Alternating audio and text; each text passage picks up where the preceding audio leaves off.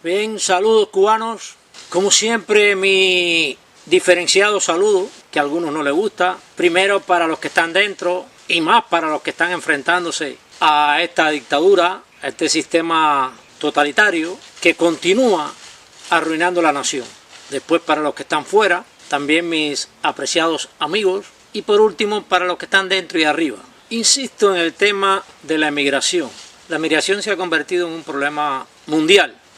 La pésima actuación de gobiernos totalitarios, otros que no son tan totalitarios, no son de izquierda, no son dictadura o mantienen cierto margen de democracia, pero no responden a las exigencias del pueblo. Todos estos malos gobiernos han provocado malestar en la población y una crisis social, económica, política, y los individuos y los nativos tienden a huir antes de enfrentarse y transformar su nación, hacerla progresar. Otros son desplazados por el narcotráfico, muchos por el desarrollo de guerrillas izquierdistas que los atemorizan, los expropian de sus propiedades, los asesinan, otros por movimientos terroristas, bueno, en realidad todos son terroristas, lo mismo las guerrillas izquierdistas enmascaradas tras nombres originales y en nombre de la libertad, como ha sido el Frente Farabundo Martí,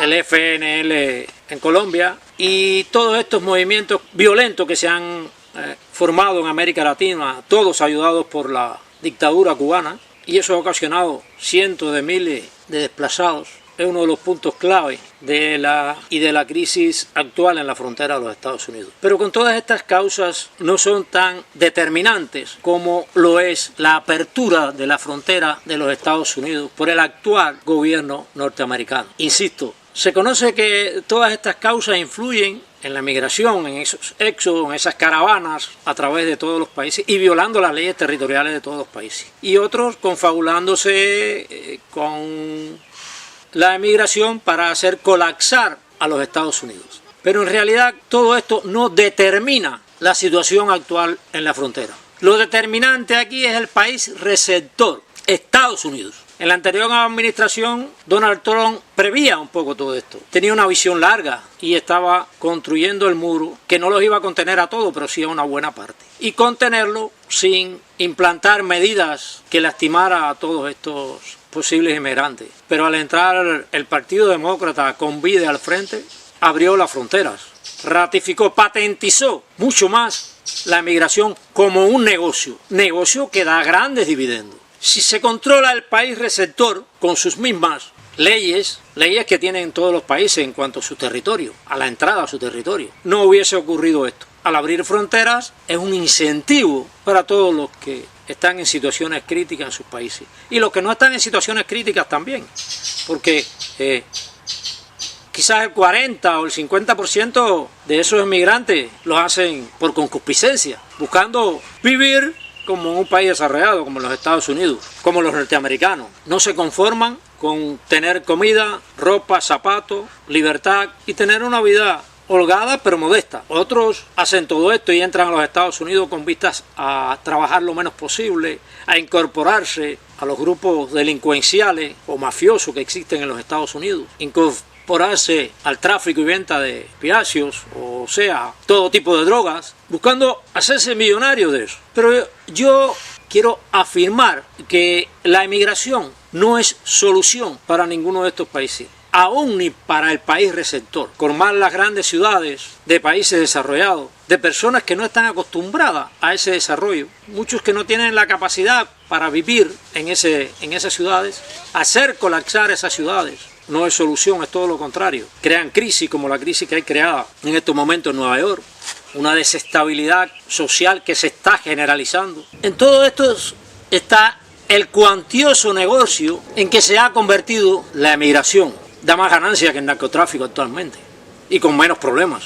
Primeramente los Estados Unidos como país receptor, México que se ha prestado para toda esta maniobra perversa con tal de crear una crisis en los Estados Unidos. Nicaragua, por otro tanto, con la dictadura de Ortega. Venezuela, con la dictadura de Maduro. Y otros países que se han confabulado para permitir legal o ilegalmente la acumulación de personas de todas las nacionalidades en la frontera con los Estados Unidos. Pero repito, si los Estados Unidos hubiesen establecido las leyes migratorias como son y todo el que entra ilegal a territorio norteamericano sea devuelto inmediatamente a su país de origen con un castigo de 5 años por lo menos sin poder entrar a los Estados Unidos, en los funcionarios y toda persona que incurra en la violación, admitiendo la posibilidad de ser sancionado, no sucedería lo que está sucediendo ahora. Pero a todos estos países, como es la élite que está arriba, como a Cuba, que no le importa sacrificar al cubano, al gobierno de Cuba le importa un bledo progresar la nación y sacrificar al cubano. Así lo demostró en todas estas guerras que Cuba envió mercenarios y aún actualmente los envía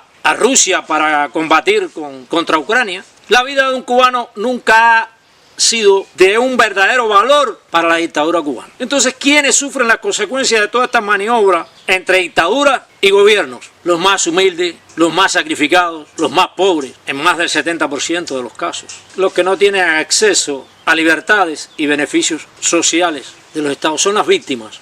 Y a mi modo de ver las cosas, aunque públicamente se destaca que todos se preocupan por las víctimas, no creo que les importe a las víctimas, porque cuando les importan los pueblos, actúan con la lógica de proteger a los pueblos. No creo que ese cruce ilegal por la frontera, que esa crisis, que esa entrada a los Estados Unidos de todas esas personas, además que incitan a la violación porque entran ilegalmente, y el acomodamiento dentro de los Estados Unidos, no creo que eso sea preocuparse por estas víctimas. Es todo lo contrario, lograr hacer más víctimas. Yo le he hablado aquí a decenas de jóvenes que se quieren ir a través de la frontera ilegalmente. Inclusive mi esposa entró ilegalmente a los Estados Unidos, después entró su hijo y están en la incertidumbre. Les explico, no se vayan de esa forma. Hace unos días se lo expliqué a 2 de los que ya están en la frontera y me dicen, Agustín, lo que no podemos hacer es protestar aquí dentro. Y además puede estar seguro que entramos. Si es cierto, entran todos, se quedan de 1000, son deportados 50, 100 quizás. En teoría de probabilidades tienen un 90% de estabilizarse en los Estados Unidos y luego sustentar la dictadura en Cuba. Esa misma dictadura que los ha hecho huir del país. Otros al año o al año y medio la toman como negocio. Entrar y salir, traer mercancía, vender o repartir y con eso lograr incrementar rápidamente su nivel económico. Pero todo esto es permitido por el gobierno de los Estados Unidos. Yo personalmente he estado en Colombia, en Venezuela, en México y son países que no es una necesidad emigrar, porque aún en la dictadura de Maduro y de Ortega hay pequeños espacios democráticos, hay cierto respeto a la propiedad privada, ciertas libertades, partidos políticos de oposición legalizados, aunque estén presionados, y el costo de la alimentación no es alto. Fue como yo le pregunté a un cabero que trabajaba en el puerto atracando barcos, desde luego esto ya hace 20 años, que si él podía vivir con lo que ganaba en el puerto.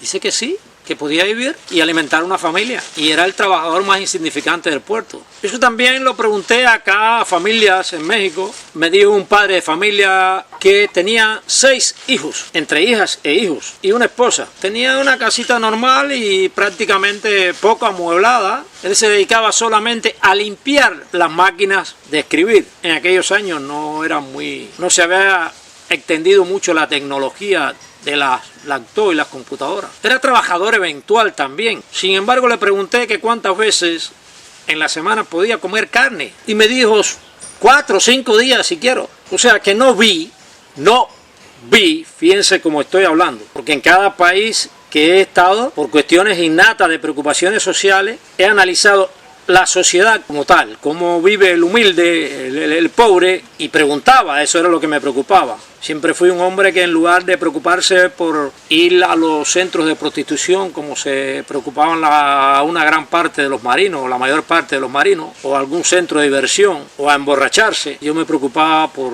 los asuntos sociales de ese país. ¿Cómo vivían? Para saber, para que nadie me haga historias. Y eso me convenció en oponerme al castrocomunismo, al socialismo, al marxismo, porque todo lo que me habían inculcado a través de la educación era un fraude, era una mentira. El adoctrinamiento, gracias a Dios, en mí no entró el adoctrinamiento. Soy un hombre que le gusta convencerse en lo palpable, en la práctica, en la realidad. Y bueno, cuando estuve en Venezuela igual, ¿cómo vivía la clase humilde? ¿Cómo se alimentaba principalmente? Y aseguro que la situación de la alimentación no era un problema crítico. Para los pobres estoy hablando, diferente a África. En África el problema de la alimentación sí es crítico. En algunos lugares, en un % mínimo de lugares, diríamos, quizás el 10%. Y ahora este último viaje que di a Miami, donde estuve 90 y tantos días, hace 6 años, hace 6 años yo aseguraba que con las obras de Miami alcanza para satisfacer el 90% de las necesidades de, para ser modesto, toda la ciudad de La Habana y sus alrededores. No estuve en otros estados de los Estados Unidos y reuniendo las obras, los desperdicios de a lo sumo 3 estados de los Estados Unidos, alcanza para satisfacer el 90% de las necesidades de la isla de Cuba. La alimentación donde sí es un problema es aquí en Cuba y producto del régimen dictatorial, porque el régimen castrocomunista hace manipulación de la miseria, siempre dando una esperanza en mañana, esperanza en la que han muerto varias generaciones, esperanza que donde único se hace realidad es en los Estados Unidos, en la migración. Resumiendo, la aceptación de emigrantes, lo mismo en los Estados Unidos que en otras grandes ciudades de Europa, ni amortigua el problema, lo agrava. Mientras haya aceptación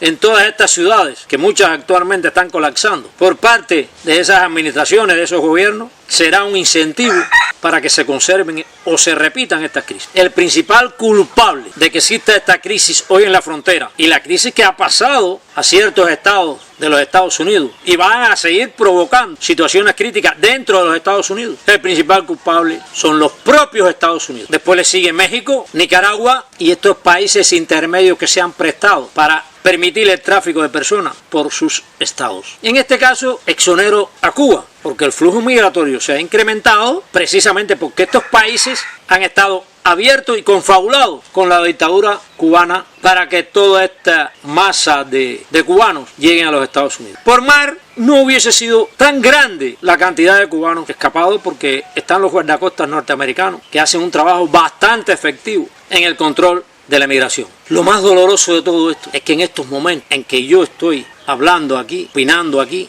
existen cientos de miles de víctimas en la frontera, en manos de narcotraficantes, otros ya dentro de los Estados Unidos en la incertidumbre. Y ninguno de estos países va a estar grandemente afectado, como esas víctimas, que sí muchos están en estado crítico. Niños, mujeres, adolescentes, jóvenes, que están atravesando momentos muy difíciles. Cuando la masa social se conserva en todos estos países, aunque sean dictaduras, y llega una masa crítica, están forzados a cambiar los regímenes. Pero mientras tengan la posibilidad de escapar, van a optar por escapar. Un poco que el materialismo ha cegado los ojos del alma, los ojos de la lógica, de la razón, haciendo disminuir los valores humanos, esas lindas virtudes como la honestidad, la modestia, la humildad, la honra, el honor, la dignidad. No se le puede dar la prioridad a ninguna entrada ilegal, no a los Estados Unidos, a ningún país del mundo. Nada me da derecho a que alguien entre en mi casa, en tu casa, violando tus espacios íntimos, tu territorialidad, tus reglas que tienes impuestas en su casa para recibir a alguien y que por la fuerza diga aquí estoy y tienes que atenderme. Es más, eso es un atentado al derecho, una violación de derecho, independientemente del motivo que cause esa acción. Si es por un motivo de enfermedad, habría que analizarse para ser lo más humanos posible y contribuir con el amor al